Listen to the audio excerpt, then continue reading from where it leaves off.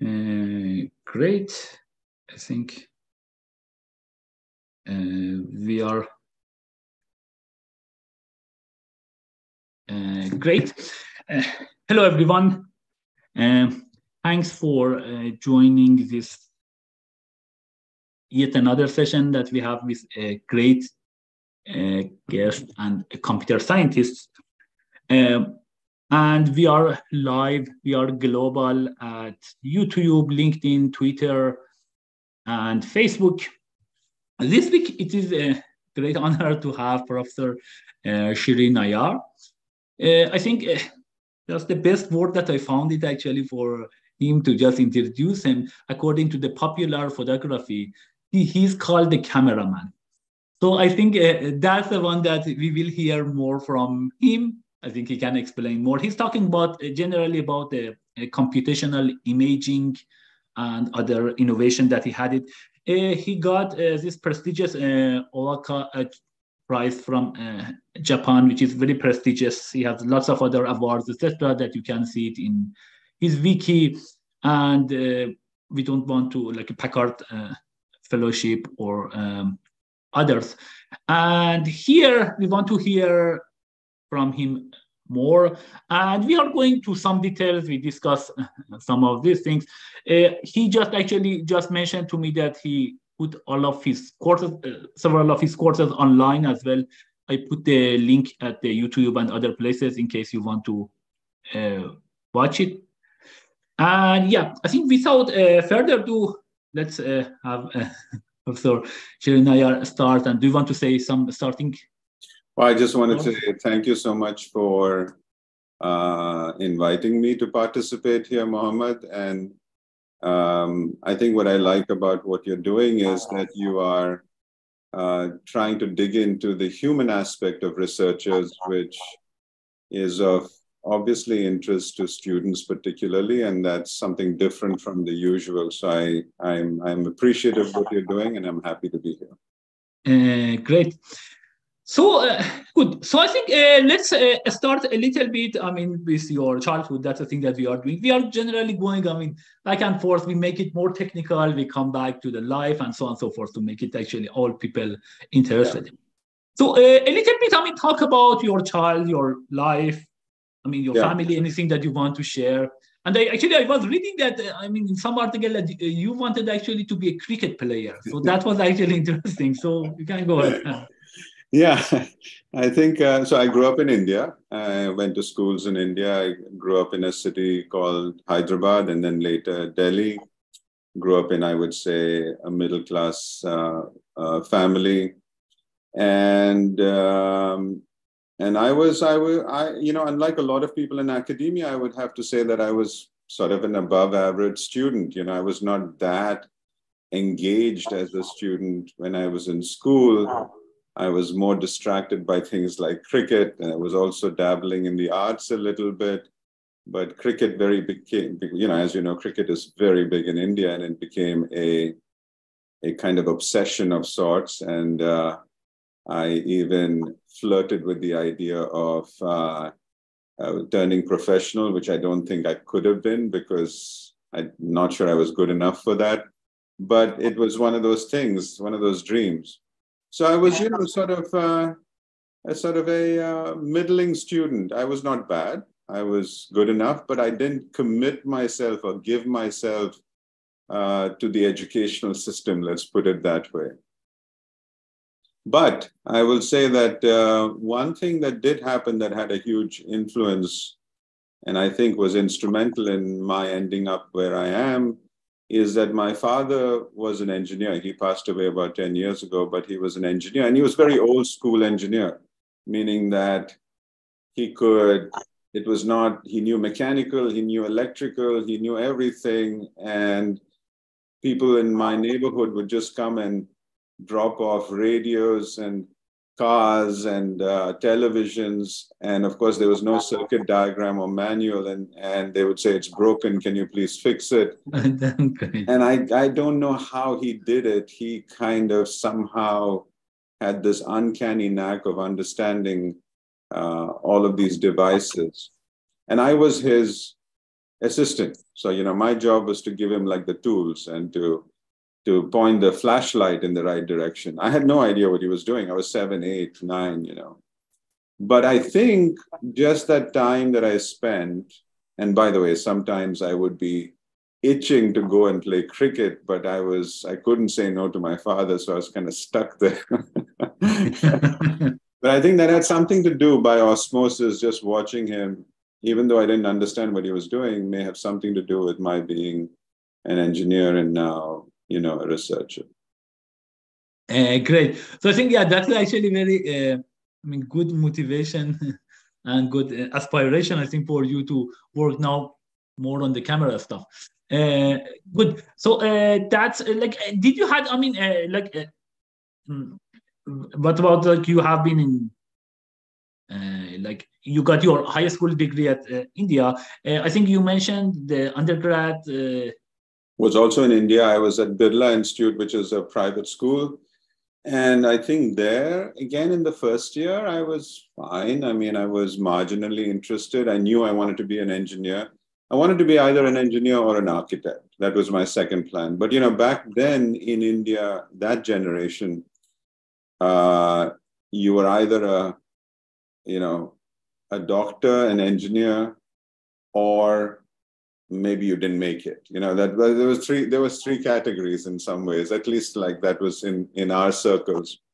So I was okay in the first year, but in the second year, something clicked for me. I suddenly got kind of sort of inspired or became kind of suddenly aware of the fact that I may need to catch up and dig deeper and just sort of hit the books and take the stuff very seriously.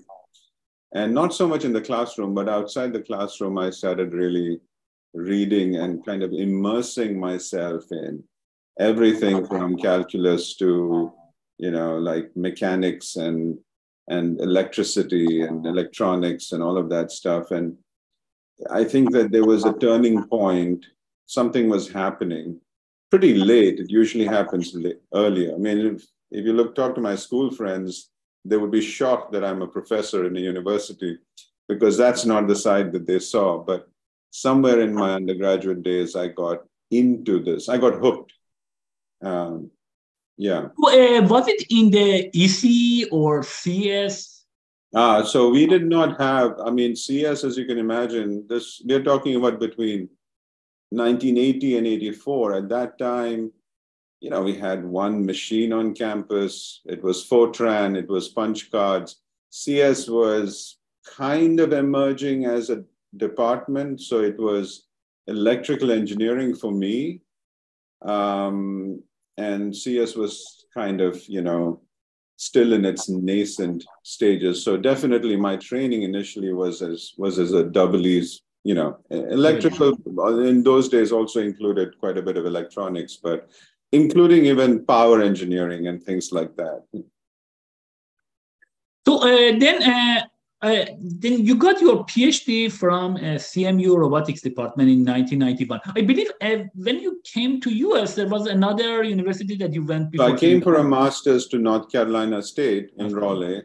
Yeah. And then I applied to 2 schools. I wasn't convinced that I was going to do a PhD. That was never my thinking. It was not like although I was hooked onto engineering, I was not hooked onto research as yet. I didn't know what it was. But then I started doing an internship, or not an internship, a GRA at NC State. And I came primarily with the goal of doing robotics. Now, you have to remember, this was before the internet, so I had no idea what was on this side of the world. But I wanted to build robots and things like that. I was interested in kinematics, dynamics, and all of that stuff. But then I came here and realized robotics was fairly advanced. And there was this new field emerging, which was computer vision, which is building machines that can see. And so I slowly started leaning in that direction. And then I applied to Stanford and CMU for my PhD. And I got into CMU. And I was still not sure I wanted a PhD. But my thinking was, if I can get into one of these places, just to be there, I should get the degree. I should go get a PhD because it was well worth just being there. So that was my thinking, and certainly played out well for me. I think that was my getting to CMU was a turning point in my life. So, I think, tell us a little bit, I mean, about your like your thesis, the topic of your thesis, your advisor, and then we generally also, I mean, is there any nice things that you want to say about your, I mean, like master time or the PhD time you want to share with us? And then we will go and we talk about your students as well. But first, I think about you and your advisor and your thesis. And is it the case that, go ahead. Yeah, I think at CMU, I started off with Professor Art Sanderson. So the field was slightly different. It was more on the automation side. And he's the one who brought me to CMU. But then he left in my first year, he left CMU. And so he asked me, I remember, whether I wanted to come with him. He was going to RPI. And I said, listen, I'm really fascinated with CMU. Is there any way that I could stay here? So he introduced me to Takeo Kanade, who ended up becoming my advisor. But when I became his student, I also was co-advised by Katsushi Keiuchi. So I had two advisors at CMU, so to speak, and I joined his team.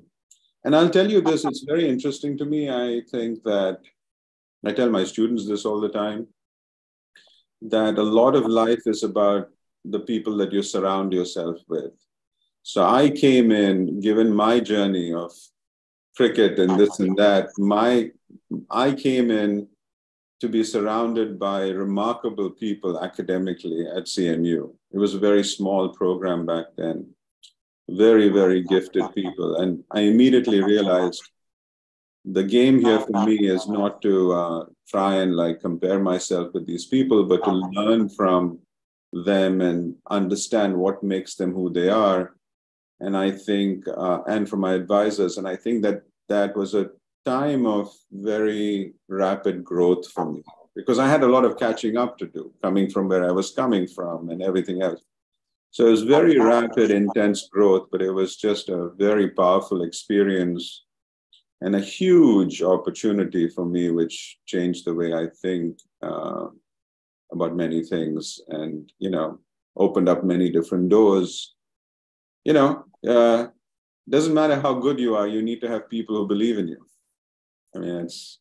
Yeah, and of course, I mean, CMU, I was actually postdoc there, and a great university and lots of great opportunities there. So what was the topic of your thesis?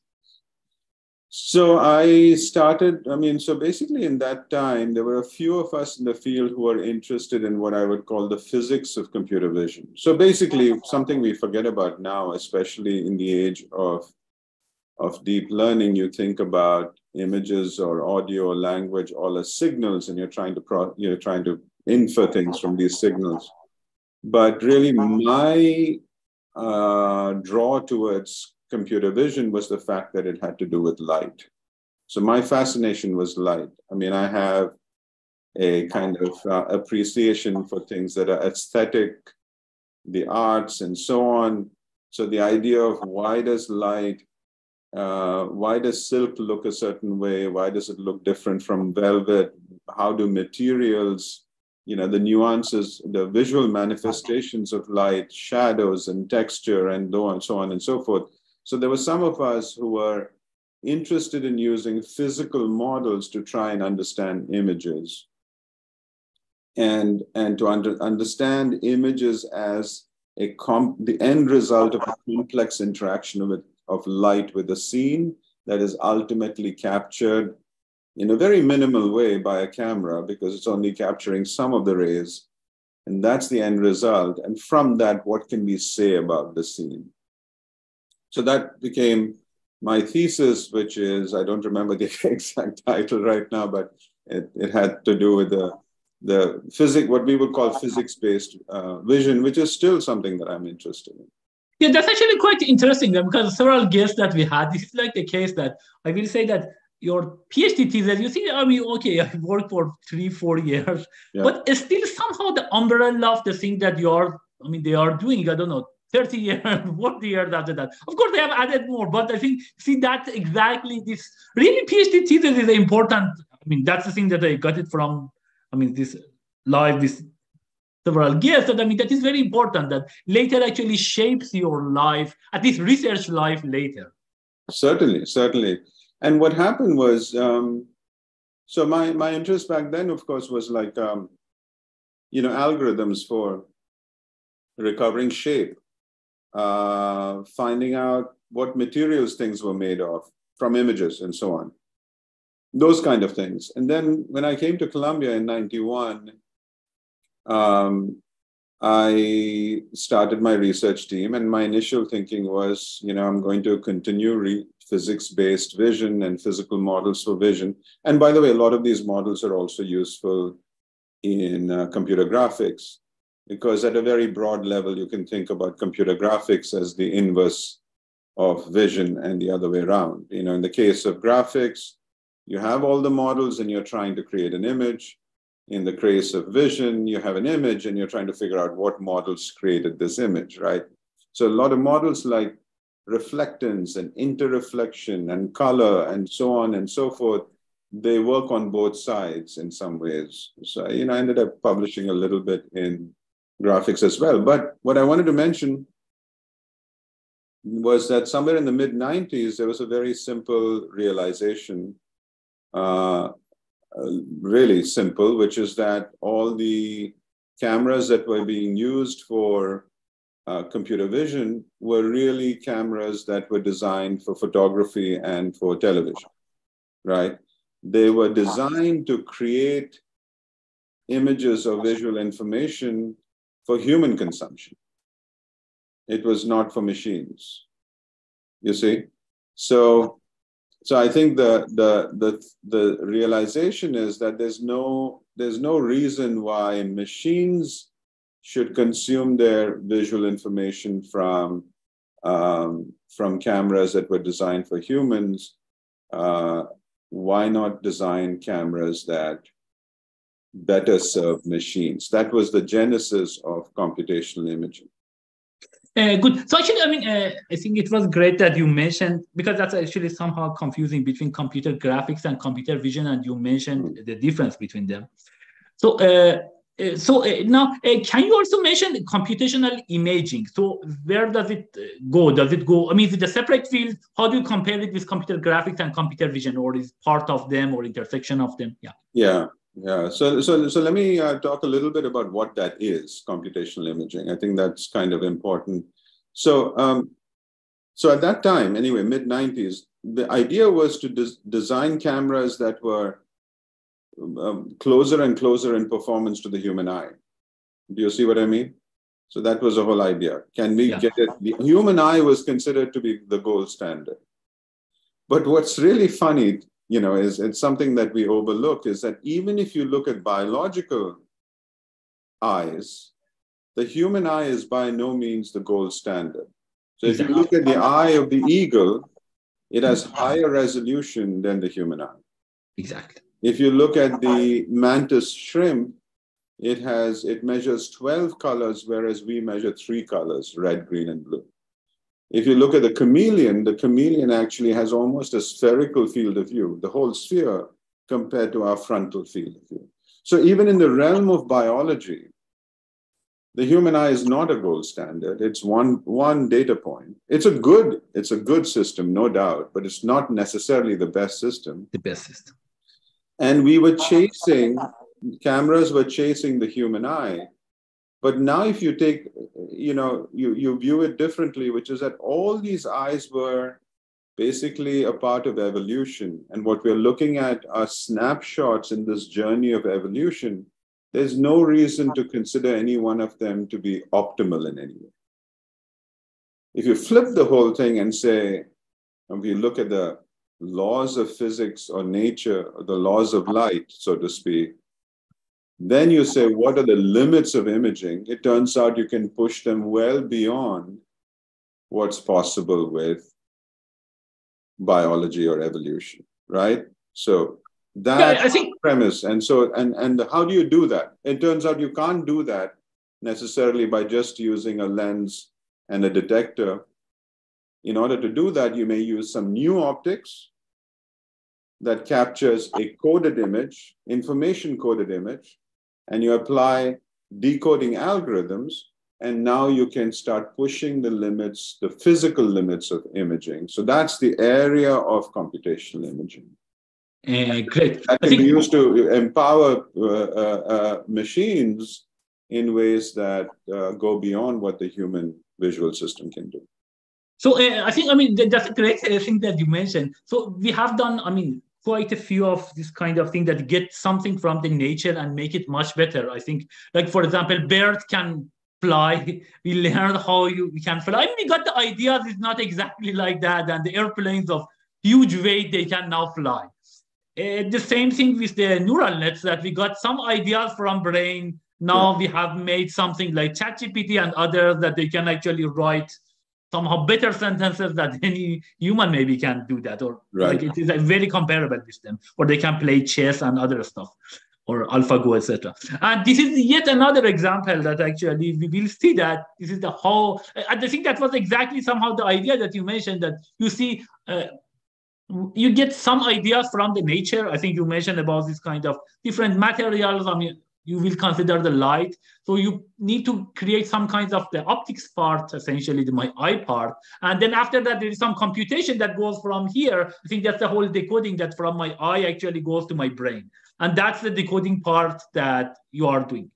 And now I think you got actually this Okawa Prize because of this some of the technology that you developed, and I think it is now in over billions of maybe cell phones or camera phones that are there. So, so now, I think maybe you want to go a little bit more in detail. Okay. So, what are the technologies and what are the things that you I'll give you a few examples. I mean, a couple of examples.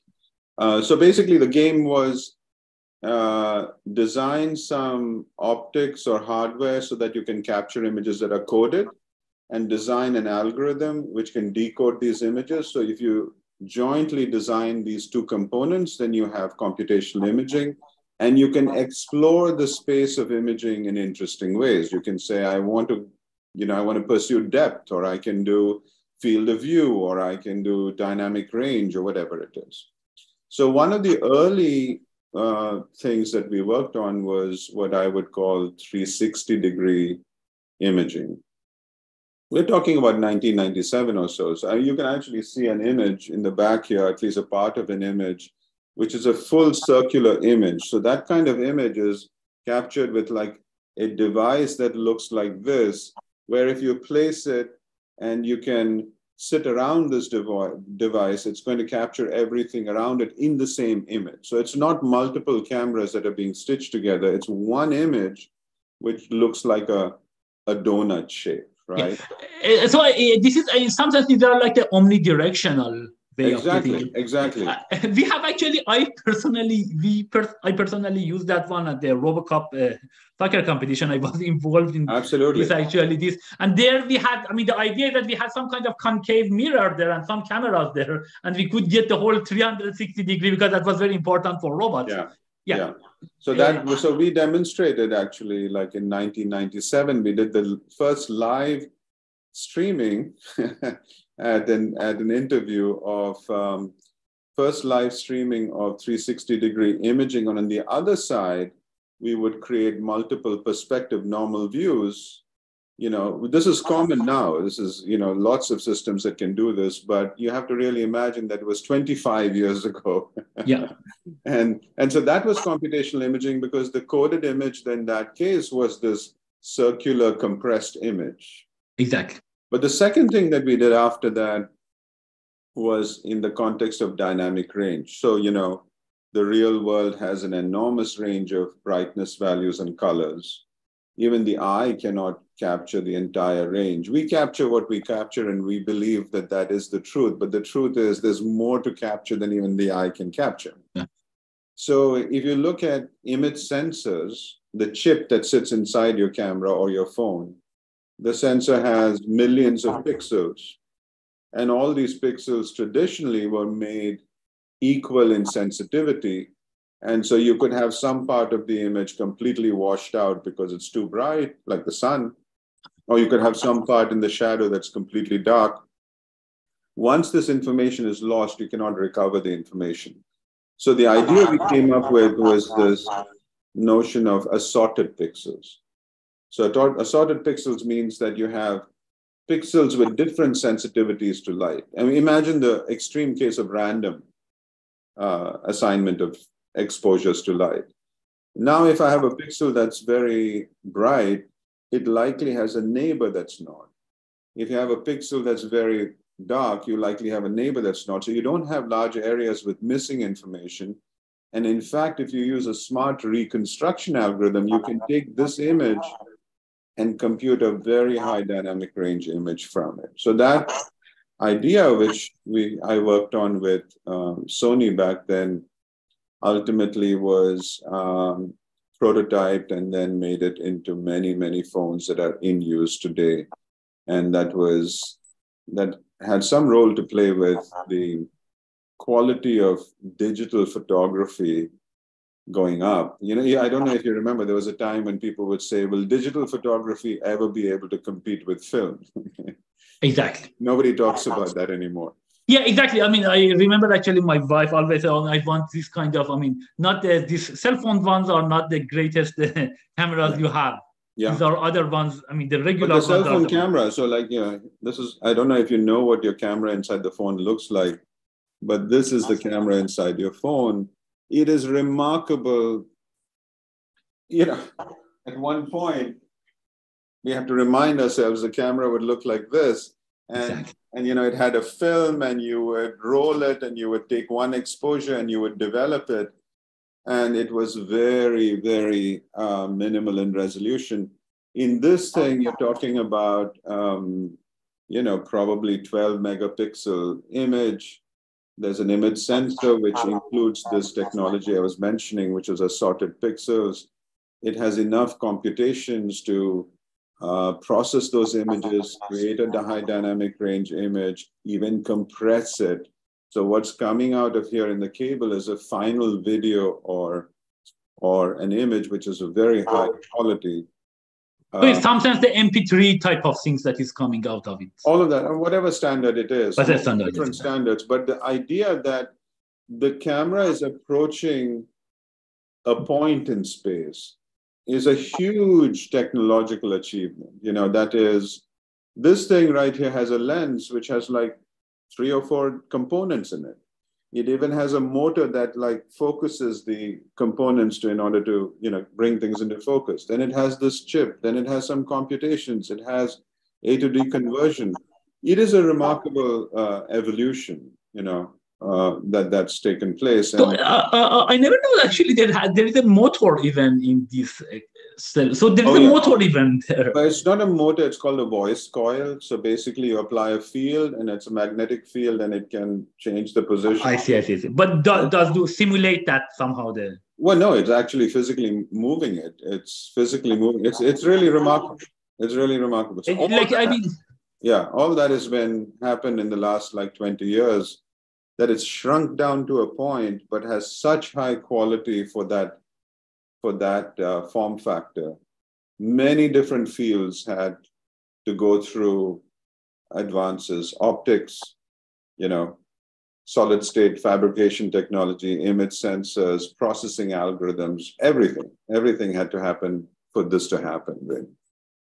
That's actually quite amazing, because I remember when I was a child, it was this kind of, I mean, Kodak things that if you could get them and then you need to buy actually very expensive, like the film that you can print them essentially. And that was the ultimate thing that, I mean, you will take a photo and it prints right away. Of course, the quality was not great. But you had something on the screen, you could take it essentially. You know, the early cameras at that time, 100 years ago, when the first film cameras came out, there used to be advertisements like, you can photograph what you see. you know. So Yeah. basically, imagine in the history of humanity, the idea that you can look at something, but you can record it and snap it was such a big deal. And then over the century now, of course, and back then it was really for the affluent and the privileged few who could afford to buy this thing and go through the process of developing and so on. Some people could photograph what they see, not everybody. Now, of course, virtually everybody can photograph everything that they see in some ways. Yeah, in some sense, I mean, we could, I mean, write it down, but it is that thing. So it is like another capability at that time that you could see, I mean, seeing essentially a tree and lots of things, and like, instead of writing them, actually, I can get, and of course, then the voice recognition and the whole movie things that now, not only you can see one, but you can see the movement of them as well. Right. That's another. Yeah. Great. So I think like coming back to that question of computational imaging versus computer vision and graphics. In some sense, it's a combination of them, because the first part that you will get it is like essentially is the computer vision, and then the next one that you are doing the modeling and decoding is more like graphics that you are maybe giving it to the brain or other things. Yeah, Right? that's an interesting thing. Actually, what's happened. So let's take a step back. Computer vision, of course, is the perception part of it, right? Visual perception is what it is. You're taking images, you're trying to understand what's happening in the world. Computer graphics is the creation of these virtual worlds from models that you craft and so on. So these are, you can see at some level, they're exact opposites of each other. But over time, again, late 90s, you can say that computer vision started getting used extensively in computer graphics, because the realization was that the idea of modeling every physical phenomenon is just hard. Why not take more of a data-driven approach to compute things? And therefore, cameras, by the way, until then, cameras were actually not good enough quality to be used in computer graphics. Computer graphics was, in terms of resolution, much higher than what digital cameras could produce. And then digital cameras became really good. So then the idea is, let's use real images to start saying things about other images, interpolation, or changing the lighting, or whatever it is. So computer vision then became a very big part of computer graphics as well. It became used in computer graphics. And computational imaging serves both of these fields today. There's work going on both sides, because the more and more we can extract from images, which is what computational imaging is, it will naturally serve both computer vision and computer graphics. Great. So now, I mean, like comparing computer vision and computer graphics. I mean, is it the case that like maybe I think nowadays computer vision is more like I mean, the more hotter topic comparing to computer graphics? Is this correct statement? I think one could say that, yeah, I mean, there are trends here, obviously, but there was a time when computer graphics was kind of, I would say, the more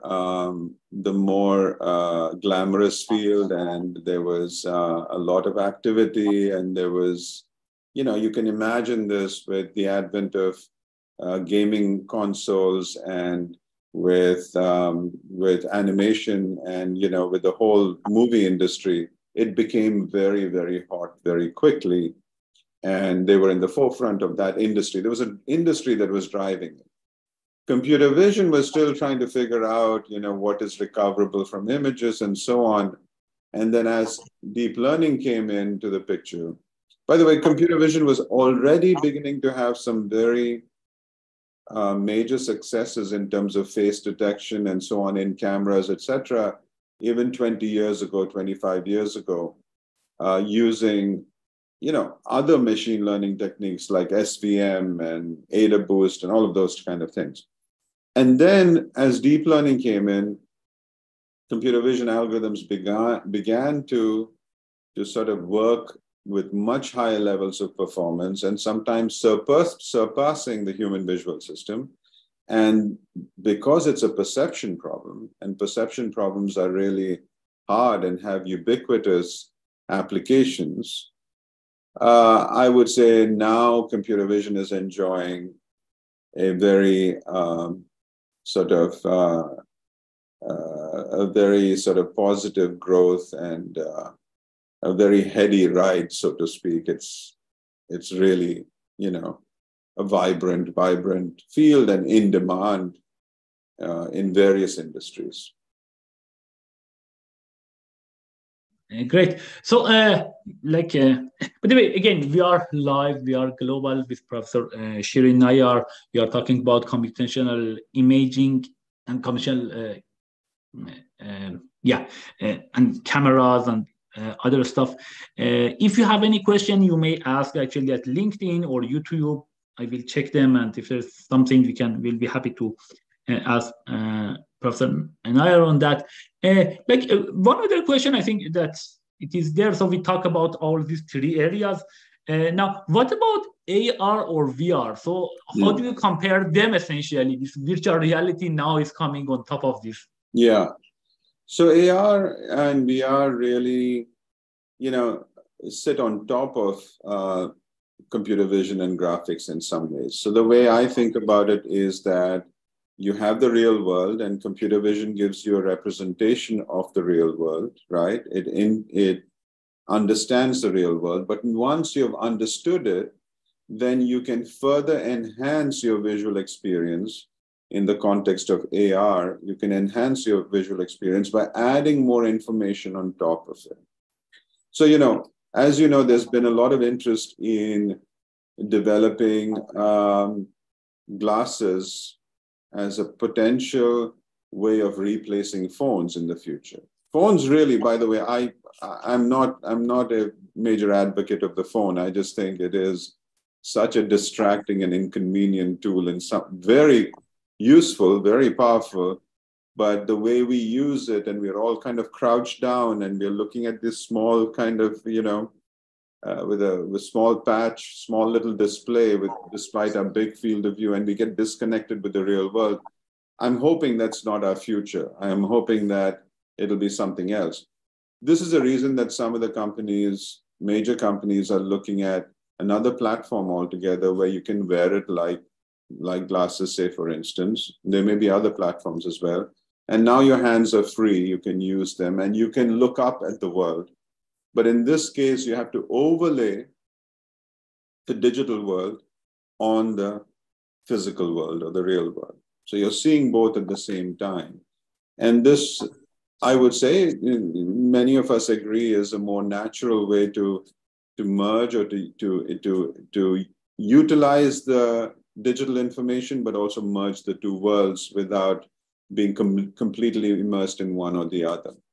So in this case, the augmentation is the digital information that's being overlaid on the physical images, the actual real world. So I turn around and I look at a restaurant and imagine that the Yelp reviews show up right there on top of it and tells me which cuisine it is. I look at you, I may have met you many years ago and I've for some reason forgotten your name, and then it says Muhammad. I say, oh, so nice to see you again, Muhammad. And so there's many, many types of information. And on the entertainment or the communication side, people, especially the younger generation, takes images and videos and alters them and adds things to them, you know, makes people look younger or older, or, you know, can put various kinds of expressions or artifacts on top of them. Those are all augmentations, so that's augmented reality, right? Virtual reality is a little bit different in the sense that it could actually be a fully physical world, but you are immersing yourself in it. And you can look around and, you know, when you look at various types of devices, you can immerse yourself in this other world. The two collide or come together at some point. I see those as there's vision graphics, and then you are using these fields to enhance the experience further with digital information, and those would be like AR and VR.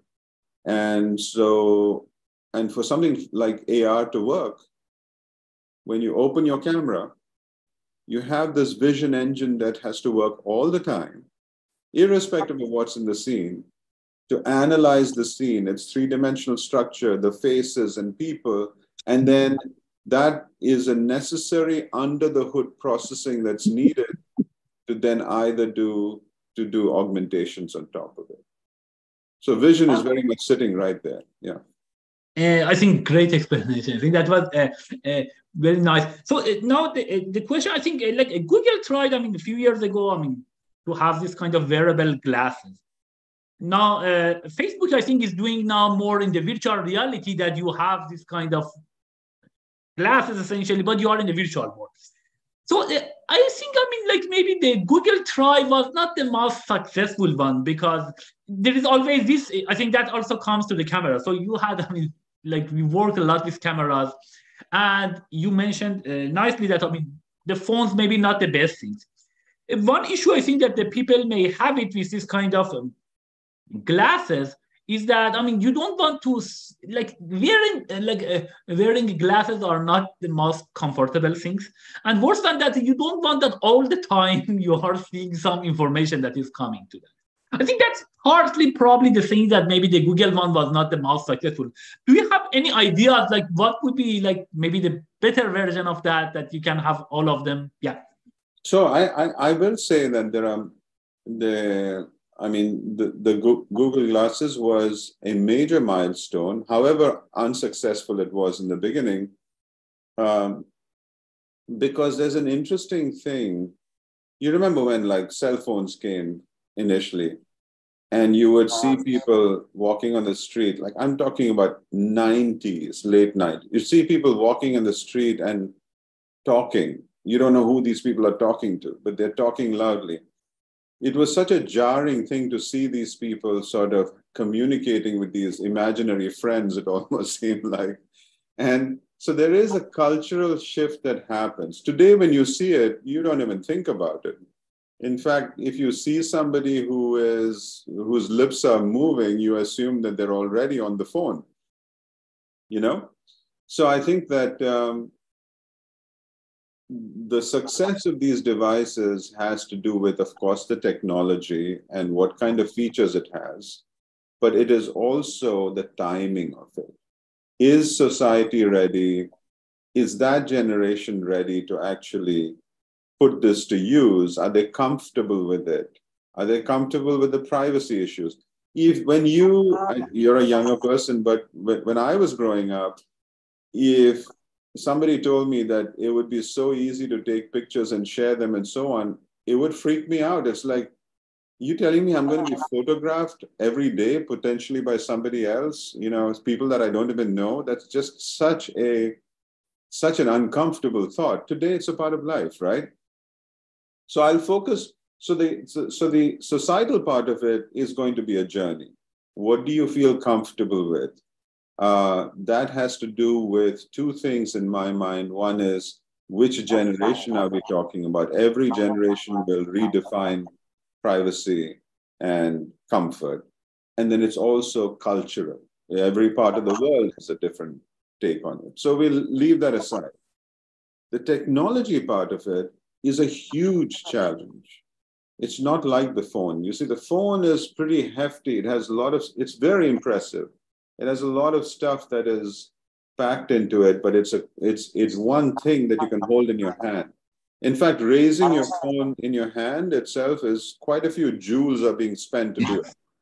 But when you wear something like this and you want the same technology to exist on something as light and compact as your glasses here, that's a major, major technological challenge. It has to have computer vision in it. It has to have displays that can overlay things on it. It has to have power, computations. And so power is always going to be limited on a device like this, right? And so you have to now do all the things you want to do with that minimal power, because you don't want to recharge this thing all the time. So there are some really major challenges, and it will take time. On top of that, you don't want this thing to heat up. It's on your face, you know? Exactly. So I think that this is a attempt that will take this is a technology that will take several attempts before you hit some sweet spot, and then from there it might go. But I do feel optimistic that, you know, some version of this will emerge with time. Yeah, I think that's again great vision for that and the issue that you mentioned. So I think this poverty is always an issue. You know, like you will consider it. Like I remember when we were designing back in 2000, like or 1999, we designed essentially this robots for this middle-sized Robocop competitions. One of the main issues is the power, and so the issue is that you want to put the heavy things, but like such that you have more power, but then they were not that. I mean, they couldn't go fast or something like this. Exactly. And if you don't want to put it, then there's a thing. So now you will come back to Tesla cars essentially, and this is again the same issue that you want to do it. So batteries are always the things, but I think we had also like great. Success, for example, with transistors and others that I don't know. This is such a very, very small hair size, hairy thing. I mean, we can, I don't know, billions of maybe transistors or something like this. The huge number of them. Yeah, that would be, I mean, maybe such kind of things. And again, I think my imagination, maybe you can have even some lens that you can put it that possibly can directly wirelessly communicate with your brain. So those information that you want to get extra and others you don't even bother to do that. But yeah, I think that was actually great. I think vision that why and explanation that why so far it was not there. Like since you talk about power, you know, I can hint at some of the things that if you're interested that we're exploring now. It turns out that I don't know. I'll let you ask the question. I don't want to go off in a different direction. So no, I mean, go ahead. I mean, yeah. So one of the things that recently, I mean, this is one of my research interests. My teams at Columbia right now is what I would call self-sustaining imaging. So, you know, imaging has come a long way. But if you think about imaging today, it is, I mean, it's really exploded. We're going through an imaging revolution, but all cameras are either attached to infrastructure like buildings or cars, you know, or bridges or whatever it is, or they're attached to people. And the simple reason for it is that these things have to be provided power. So with people, you know, you carry this thing, but at night you charge it, you know. So power, it comes back to power, what you were talking about. So I have this interest, and it's a little bit of a tough problem, which is developing this sort of idea of self-sustaining imaging, which is, can we somehow throw these imaging systems in the wild? Let's think about like wildlife conservation or remote sensing or out in the street, but have them completely untethered. So what we're talking about here is two things have to happen. The measurement of images should be self-sustaining, and the transmission of images should be self-sustaining. So once I get the image or whatever we were calling the image, some visual information, once I send it to you, then you can, of course, let it go to the cloud and devote all the resources you want. But the question is, how far what is the relationship with the sensor and the computational engine? The computational resources, let's assume for our purposes, is infinite, no problem. Yes. No problem. It has power and everything. But the sensor, it would be good to have the sensing happen out in the wild, but we can't have cables run to it. And so if you remember, there was a lot of excitement with IoT, Internet of Things. Exactly. And the fact is, a lot of these sensors would have to be embedded in the infrastructure and tethered together so they would get power. So even if they're cheap, it's a lot of planning and it's a lot of investment towards embedding them in smart environments. Exactly. So if we could somehow build things that are self-sustaining, that would be great. So we started thinking about this. This is a project that I actually worked on a few years ago, but we are continuing to work on it now, which is what we call a self-powered image sensor. So this is a very crude early version of it, but I want to show you what this thing does. So this is emulating, if you will, an image sensor. So each one here is a pixel, one pixel. But we're building this image sensor one pixel at a time because, we don't have a fab lab. Yeah. It's 30 by 40 pixels. And these pixels, what they do is they don't not only measure light, but they also harvest the energy that falls on each one of them. Great. Yeah. So the design of this image sensor is that you measure the light, each one measures a different amount of light, whatever it is. And then the energy that's stored in the pixel, it's the same technology. The photodiode is used for image sensors, but also for solar cells. It's the same technology, but in a different circuit. So we designed a circuit where it will take this energy and then harvest it and store it in this supercapacitor that's sitting back here.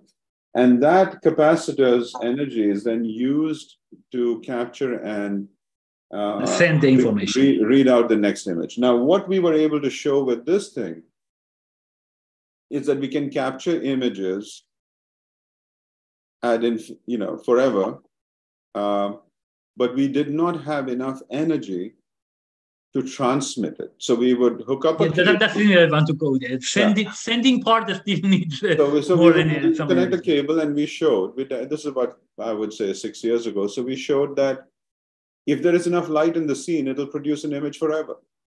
No energy goes into the camera, okay? Just data comes out of the camera. But now we want to take it to the next level, which is, can we generate enough energy to be able to also transmit those images? If that happens, then we can literally throw it in the field and walk away and do it. So this is one of the areas. It's a very, very tough problem, but it's just like an interesting problem in my mind, and that's one of the areas that we are pursuing as we speak. Yeah, that's actually was a great introduction, because I want to ask, generally we are asking like the 2-3 very challenging problems in the field for like PhD students or, young faculties or others in the field who want to think about it, and these are the big challenges. So that was, I think, surely one of the biggest one, one of the important one. But what about others that you... The others are still, there are ongoing, you remember I mentioned to you that with computational imaging, we can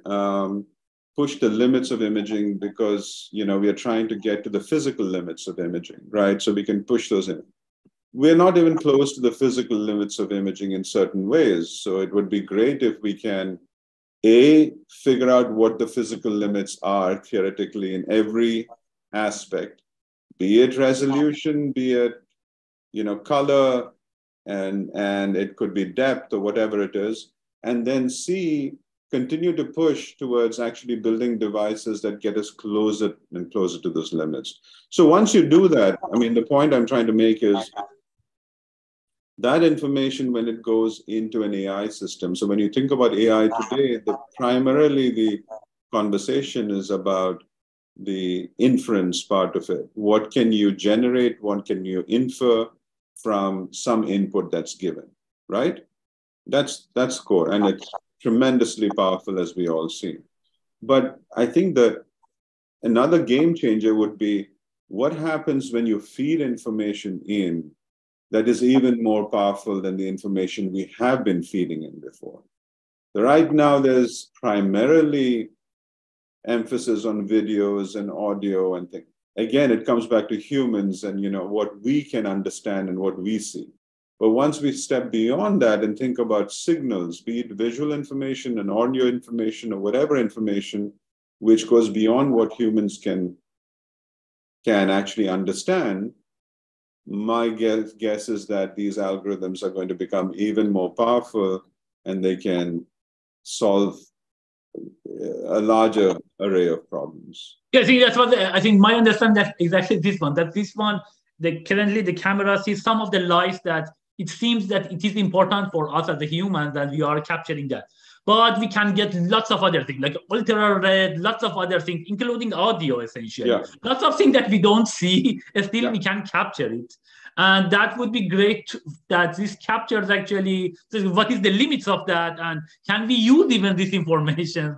And can we handle them computationally? So any other research challenge, like big research challenge other than these These two? are two broad areas, I would say. Creating, like when we talk about computer vision, for example, we always think about images and videos, right? That's what we think about. And the truth is that the whole notion of an image doesn't have to be what it is that you and I can understand. So one of the things that I find interesting is how do we capture just the right amount of visual information given any task? Let us say the task is the following. It is to count the number of people in a room, right? Yeah. Of course, we can attach a camera and we can do face detection and track bodies and count the number of people in the room. But in doing so, we compromise in terms of things like privacy. In order to count the number of people in the room, do I really need to know who these people are? Not really. I would prefer to do it without. So there is another theme that we are pursuing, which is this idea of a minimalist camera, which is a camera that captures only enough information to solve the task, thereby not having the potential to capture information that might compromise people in any way. Sometimes privacy and like we want to have somehow limitations of privacy while we getting, I think this is like somehow related to the second question that you mentioned. We want to get the maximum information while we are limiting that some privacy of some items here should not be. No more than needed, right? So no more than needed. But as long as we are capturing full photographs, we're not going to achieve that because in that photograph, there is all the information that may compromise privacy. So therefore, how do we, there are a lot of, for example, when you have cameras on a bridge, right? You're looking at traffic. You're not interested for many purposes, you're not interested in knowing who's driving which car. I mean, that's a security system. That's a different kind of traffic system. But if you want to know how much traffic there is, I would say that's a very lightweight problem where the interesting question is, what is the minimal visual information that you need to solve that problem? Robustness. And that leads to a new class of cameras, which do not even optically capture more than what's needed. Exactly. That's actually, so in some sense, now it is somehow reverse of the previous one, that there you try to get the maximum things and do that. Here, we want to get some particular property of these things with the minimum essentially amount. Exactly. That's actually beautiful. Great. So I think actually one other thing that we had, so I think like back in 2000 or like even before that, you had all this, new technology and some of them that you developed actually. So there were not much neural nets. Of course, the neural nets came again to think about the brain and try to act. Now, I think the question that I have is that, now considering the neural nets, then can we do better for like computational image? Let me give an example. So here, I think this is the new things. This is kind of, they call it AI powered, but essentially this kind of the neural net things by Facebook called encodec. That, the main thing is that for audio, now they show that, I think this is very related to the first problem that you mentioned, that like, for example, when you want to send the information from that. So we don't have the power to maybe send too much information.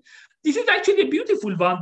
There are several works there. I think that was first by Meta, but there are some other works there. And I'm sure, this was based on some other things. In general, more in like this kind of GAN things, like generator discriminators. But the general idea is that we can get an audio, we can send, essentially make it to a small frames, then we can compress this one to just important information. And then this can be very, actually, these are some kind of encoders that we encode it like a very minimum amount. Then we will send it. I think this is the part that you can use it. For example, send it to the cloud. There you can do arbitrary amount of computations and essentially getting the whole things back. This is actually one application that can be, applied potentially for this. What other interactions between these neural nets and? Well, I think, the way I see, in a very simplistic way, the advances that are being made in neural nets is that we have, now we can say, some fairly remarkable machinery to design optimizers, right? Or solvers. So you have a complex mapping between input and output. And in the old days, we had all of these techniques, be it the simplex algorithm or nonlinear optimization or simulated annealing or whatever it is. And now you have these remarkable engines that can be trained with real data to learn mappings and do interpolation and extrapolation and all of those things. That machinery is something that is going to be critical for computational imaging as well. All the way from designing cameras itself. You can now begin to imagine that you can pose the design of an imaging system as itself a network. So for example, some part of the network, if you can map it, if you can take the hardware component of the camera and actually map it into an equivalent software network or layers in a network of some sort. If you're able to do that, and then you have the inference of the computational part, of course, that's a network. By training this entire system, you have the new option right now. You have the option now to take some initial layers of this entire network that you've trained to solve a problem, peel off the first few layers and map it into a camera. And so you're kind of jointly designing the camera and the algorithm together as one single network. And that can avail of some of the techniques that have emerged recently. So that's definitely an area that some of us are interested in. So are there currently, is there any of these like neural nets used with cameras? Yeah. I mean, there are neural nets embedded in cameras for solving different problems.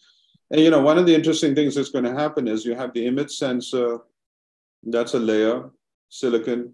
And then there is what's called stacked electronics or 3D electronics, where you have multiple layers beneath that. And you can imagine with time, you can have fairly powerful networks that are sitting right next to the image plane itself.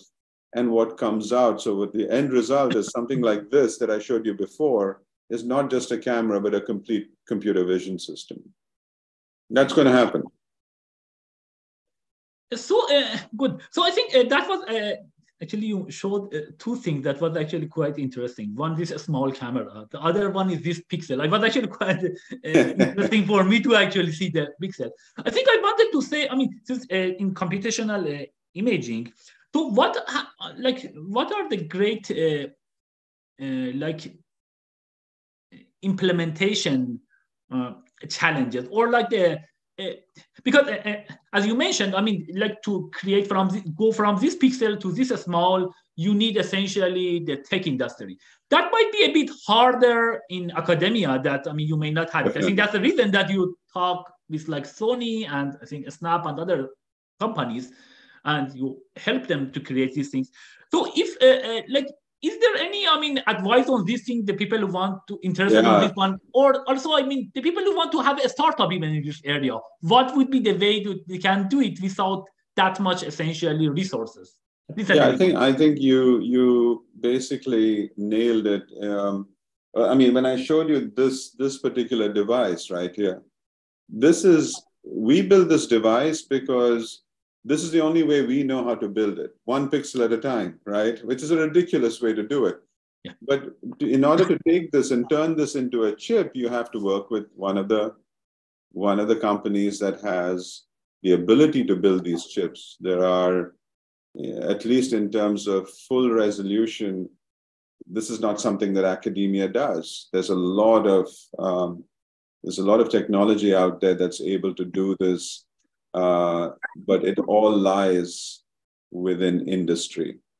So, I think that there are many such problems that we work on where if it is showing promise, the only way that you would be able to get it to the next level is to work with collaborators in industry and get them excited about the idea enough for them to prototype it and to sort of see if it pans out. So that's, in this area of imaging, if you're doing a startup, I mean, it's very important to understand the limits of what you can do within a startup, right? And then also identify areas where you absolutely need a partnership or a joint venture of some sort. So, it's very hard to have a startup in the imaging space that will go all the way from capture of information processing all the way to the end. That's just hard. That's very hard. So you need to kind of identify the space where you can bring value and then work with others to fill in the gaps. Great. And so like another interesting thing. So we talk about your PhD time. I think this is like a little bit about your PhD advisors. I think you have two, and you're advising several students. So, like, do you have any? I mean, like any good like advice regarding? I mean, like the way that your advisor, I mean, treated you, or anything that, I mean, especially this is a bit, I mean, more specific, because I think in this case you need to build such kind of pixels. So it's a bit not just writing programs, you need to actually build and work with them. Yeah, go ahead. Yeah, I think that in my experience, I was very lucky. I mean, my advisors, I mean, both Takeo Kanade and Katsushi Kyoichi, were both from Japan. I learned many things from them about the importance of, I mean, the methods of doing research, but also the importance of presenting your work. But also they opened up doors for me in terms of an internship that I did in Japan when I was a student. And there's a very interesting example. I mean, those 4 months or so that I spent in Japan allowed me to build certain relationships. First with the company where I was working, which was Hitachi in the old days. Hitachi was working in this area as well. And then they sent researchers to my lab at Columbia almost immediately after I became faculty. And that opened the door to many companies sending people to come and work in my lab. And I benefited from many collaborations with Japanese researchers, engineers, scientists coming and working with me. That would not have happened, very unlikely, if I hadn't worked with my advisors. So, they opened many doors for me. And I think that as an advisor, I mean, of course, your advising technique itself evolves over time. You try to refine it. It's a little bit like parenting. You never know when. There's no milestone there. You just keep working at it. And I think it's similar in terms of being an advisor. And besides, I do believe that, advising has to do with the advisor, but also the student. There is not one formula that works for all. And you try to sort of understand the person that you're advising and the kind of advice that might work for them the best. But it is something that one just has to keep, working one student at a time, and then opening doors for them as they go out into the world. Be supportive of them and be available to them. I mean, I'm happy to say that there are many students that I continue to be in touch with 10, 15, 20 years after they've graduated. And that's ultimately, it's not the cameras, it's not the papers, your number one product is really your students. I think that's the main reason I'm into being academia, as you mentioned. So like I've graduated like 15 students. I mean, anytime I talk with one of them, or these are actually great things. These are like academic children, I think we'll call it. And that's like I think the best thing in academia is that's the thing that is quite different from industry, that you can be True. boss of somebody, but it's not the same relation of being It's true, advisor, yeah. advising. And I think quick things about like your admin. I mean, you have been like created this Snap Lab at New York City, and you were directing that, and some other admin things that you may have it. Do you want to say a little bit about it and some experience or some Yeah, I think for the people? it's interesting. I think that well, there's two trajectories, right? I mean, there are people that I've seen who are even theoreticians, right, who just want to basically work on their problems and initially at least show no interest in administration, but with the passage of time, people somehow at some point, some people would lean towards administration and might become chair and dean and president, provost, etc. And of course, those people are essential to any organization as well.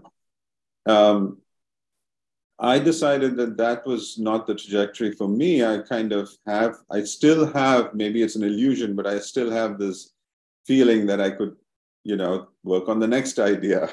I'm sure you will do. Yeah. and so I keep coming back to that, and administration is not the trajectory. But that said, I think it's very important in an academic career to be in an administrative position, however small or big, at some point, because you get closer to the human aspect of research in some ways. So I was chair of the department here at Columbia, and then I started this lab at SNAP. And I think those experiences are not research experiences, but they do give you this sort of they immerse you in the social aspects of research, what it means to run, and also allows you to think a little bit higher than the problems that you're working on. What is research? How do you kind of fill in all the pieces that are needed? How do you maintain quality and so on? So it is an essential, I think those are very useful experiences for me. I also did a couple of startups. Those are very, very deep experiences for me. So while I'm back here at Columbia and I am still an academic, I very much treasure those experiences. I'm still involved with SNAP, and I very much enjoy those experiences as well. But at the core, I mean, I like working on problems.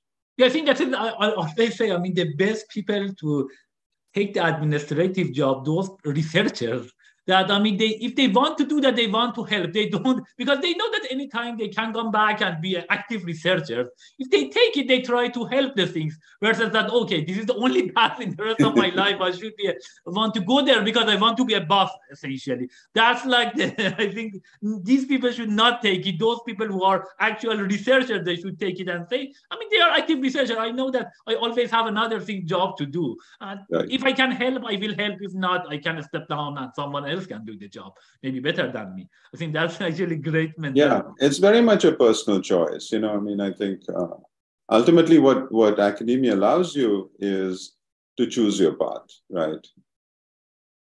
It gives you a lot more freedom to choose your path. Great. So I think, Prof Nayar had some kind of time constraint. So I think this is the last question. Do you want to thank anyone, for high schoolers, you want to say any words, anyone else? I mean, that's like at this stage in my career, this stage in life, I mean, the list is so long that the interview will not end. But, it all starts, I think, I told you about the experience with my father, and at the same time, my mother she taught me many other things which have nothing to do with engineering or research. And then, of course, my advisors and friends and family and people who believed in me. I think it doesn't matter whether you are gifted or not, whether you're talented or not. You have to have people. You have to first be associated with the right kind of people. And then you have to have those people believe in you. And when that happens, you have to be grateful, because it doesn't happen to everyone. I mean, I can imagine a lot of young kids in my hometown in India who are probably bright, significantly brighter than me, but will never really get the opportunities that I got.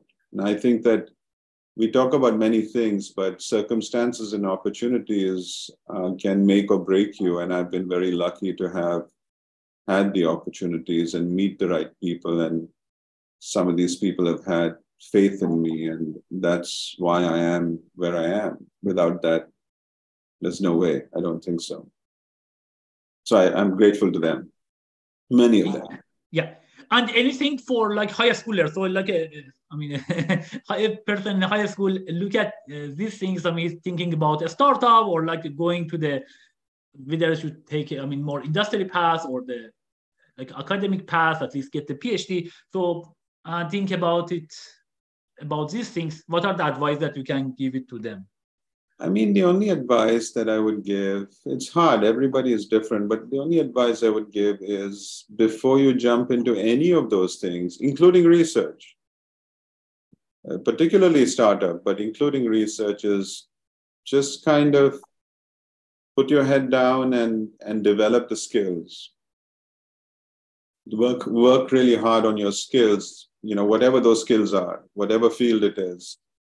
And then that becomes your main weapon going forward, to build something on top of. Sometimes I do find kids jumping in, they have an idea, then it may not be fully baked, but they want to go in and start a company.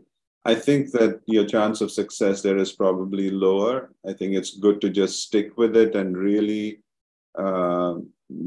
be somebody who is skilled and has a talent for something, and then use that to make your choice which way you would like to go.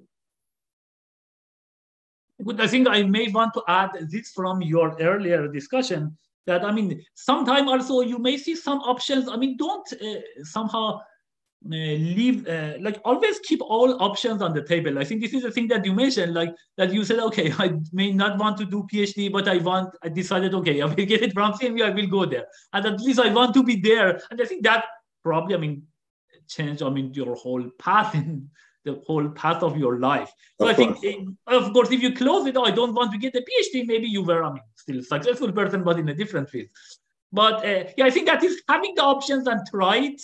I think that is important, and just don't close something, say, oh, I want to take this path, only that is the path that I'm successful. Maybe you don't have the complete vision at that point. Totally agree. I think if you close the door too early, then it's very hard to open it again.